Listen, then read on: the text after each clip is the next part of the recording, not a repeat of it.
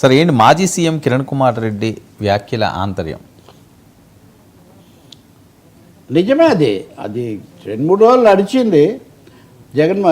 YS Rajasekhara Reddy ఉంటే తెలంగాణ విడిపోయేది కాదని ఓ పెద్ద అభిప్రాయం, ఓ ప్రచారం. అభిప్రాయం ఉందా లేదా నాకు తెలీదు.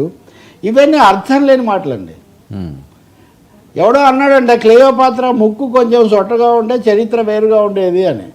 క్లియోపాత్ర చాలా అందంగా ఉంది కాబట్టి సీజరు తర్వాత యాంటోనీ అందరూ వెంటబడ్డారు. ఈజిప్టు రోమ్ మధ్యలో సామ్రాజ్యాల మధ్య ఇది జరిగింది అని. అందుకని హిస్టరీలో క్లియోపాత్రాస్ నోస్ అని ఒక థీరీ.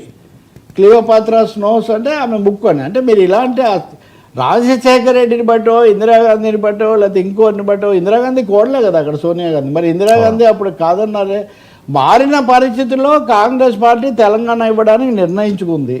అసలు సోనియా గాంధీకి ముందుగా తెలంగాణకు సంబంధించిన మెమరాండం ఇచ్చిందే రాజశేఖర రెడ్డి.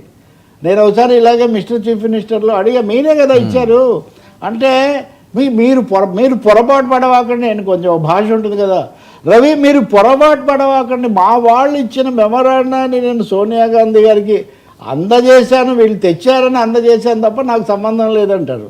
అది సాధ్యం అండి? మీరు ఒక విషయం ప్రశ్న అడుగుతాను మిమ్మల్ని అంటే నేను అది ఎందుకంటే ఇప్పుడు అని నేను చెప్తాను, కానీ వర్మ అడిగాడు కాబట్టి నాకు ఇష్టం లేనిది నాకు సంబంధం లేనిది నేను చెప్పానంటే కుదురుతుందా?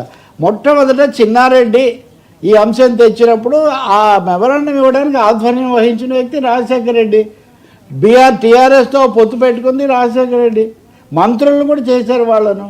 ఆ తర్వాత అన్నిటికంటే ముఖ్యమైనది కిరణ్ కుమార్ రెడ్డి చెప్పిన దాంట్లో, కిరణ్ కుమార్ రెడ్డి గురించి కూడా మాట్లాడదాం. ముందు రాజశేఖర రెడ్డి గురించి 2009 ఎన్నికలకు ముందు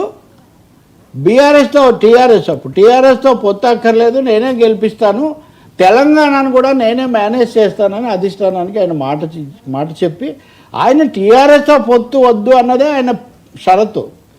తెలంగాణ ఇవ్వద్దు అన్న షరతు ఆయన ఎక్కడ పెట్టలేదు. పైగా తెలంగాణ ఇవ్వడం కోసం ఆయన కమిటీ కూడా వేశాడు రోషేది. తెలంగాణకు సంబంధించిన అంశాన్ని మీరు చర్చించండి అని కాంగ్రెస్ పైన ప్రణబ్ ముఖర్జీ కమిటీ వేసింది, ఇక్కడ రోషే కమిటీ వేసింది.